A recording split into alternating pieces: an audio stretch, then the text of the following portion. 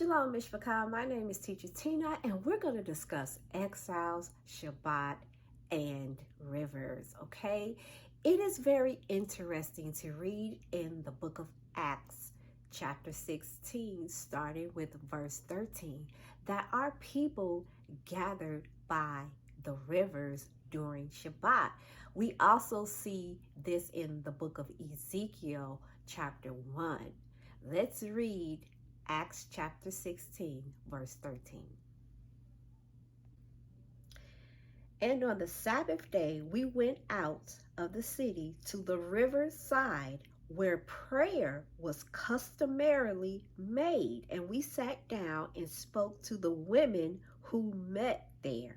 Now, a certain woman named Lydia heard us. She was a seller of purple from the city of Thyatira, who worshipped Elohim. Yahuwah opened her heart to heed the things spoken by Apostle Shaul.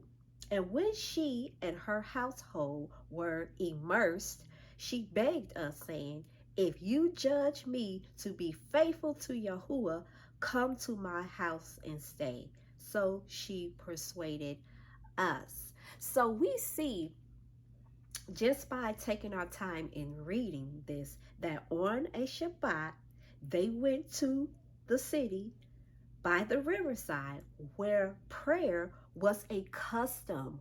Okay, so that piqued my interest. So we see that Israelites in exile would gather by the riverside and pray during Shabbat and during the new moon. Let's turn to Ezekiel chapter 1.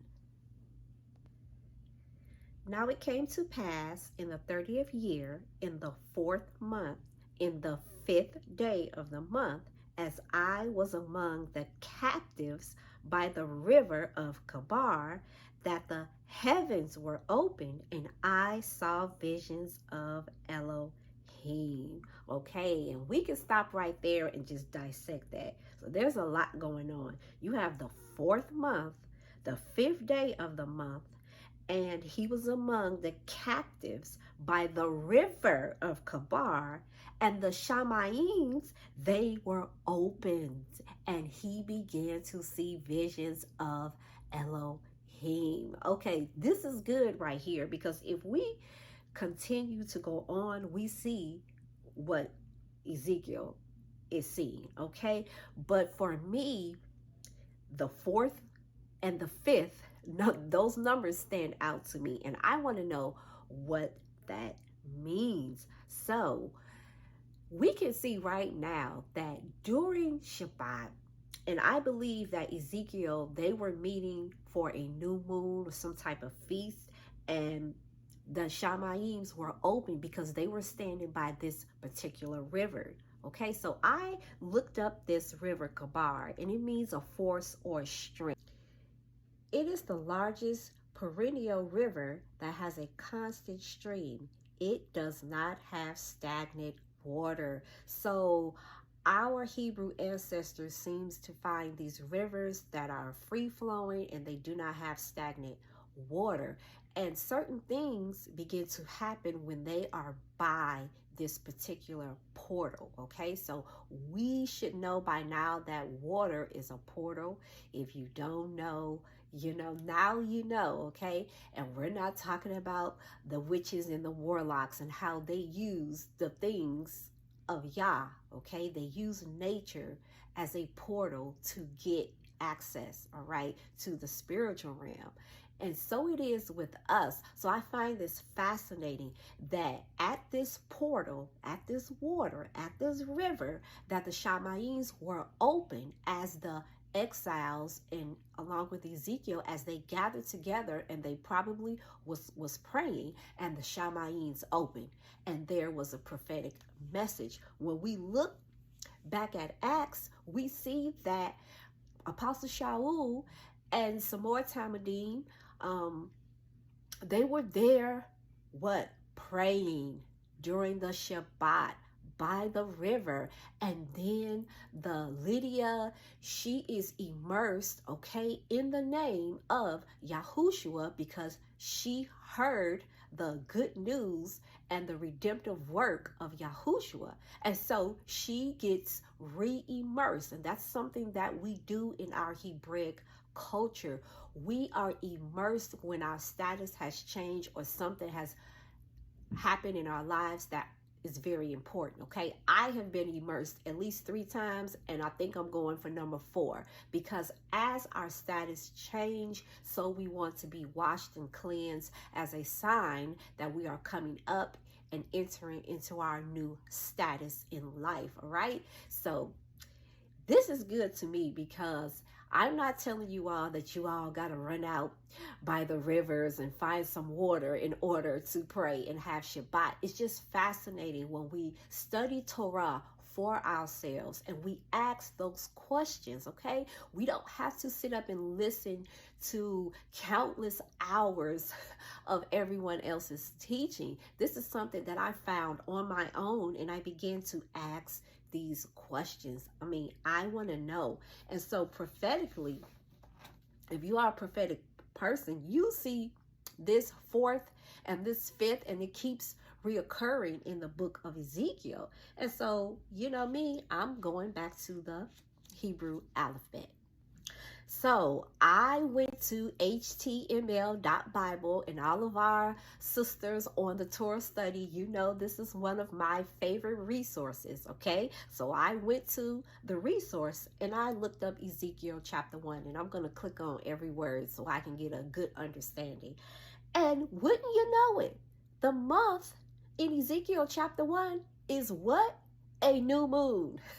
Just as I predicted, it is a new moon. So our people again gathered on the Shabbat, or new moon, which is Rosh Chodesh. If you haven't checked that video out, please do so, because this is very important to our Hebraic walk. Like, you cannot know the months and the year if you are not counting them. Okay, we just can't magically arrive at Passover if you don't understand the new month or the new moon or Rosh Chodesh. It's nothing to hide from. We have to rightfully take back what is ours. Okay, these witches and warlocks and new agers and everybody else, they are doing what we should be doing, but they are doing it to the glory of Hasatan.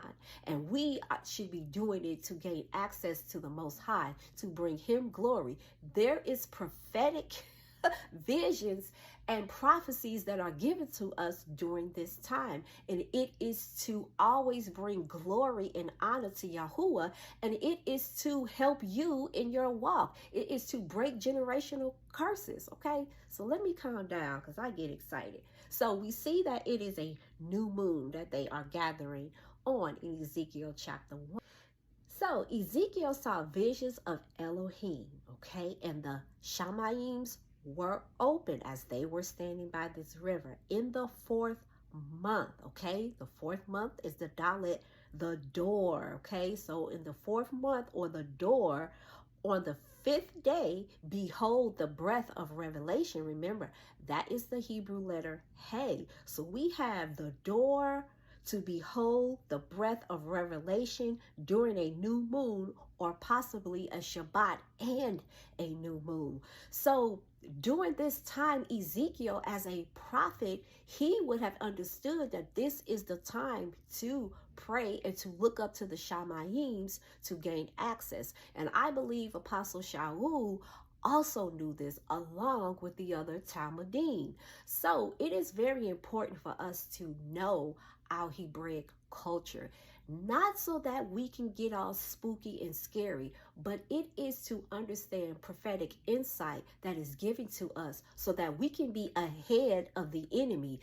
Oftentimes we are playing the defensive role. Okay, we are always on the defense. We are always reacting to something that has happened to us, and I'm not about that life anymore. I'm about being an offensive player or offensive player. Okay, and I'm not trying to just have my guard up every time the enemy do something to me. I want to know before he does it. I want to know, and I want to see his plans so that I can be protected, so that I can intercede and be more effective in my prayers. It is not to be spooky. It is not to get all of the glory and get on YouTube and make a video every day about all of the prophetic insights that I see. That is a no-no, and I don't know why people are doing that, because if you are a true prophet, you do not do that. Okay, let me digress. But I hope you all have learned something from this. I know I surely did. I enjoy gleaning from Torah, from the writings, from the prophets.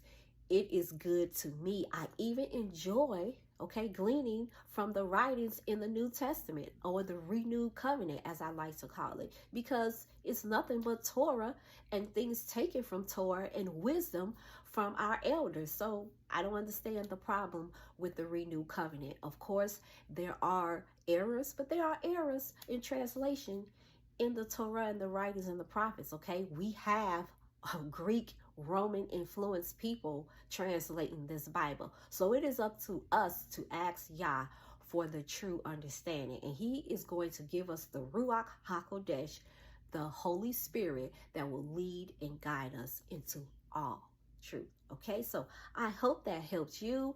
And please do not go out trying to run and see a river and, let things flow naturally. Some of us love water, some of us love nature, and now we can see why that we love water. Why is it so calming? Because it is a place where I know that Yah dwells, and that we can gain access to Yah, but we must do it righteously. All right, I hope that helped you, and until the next video, shalom everyone.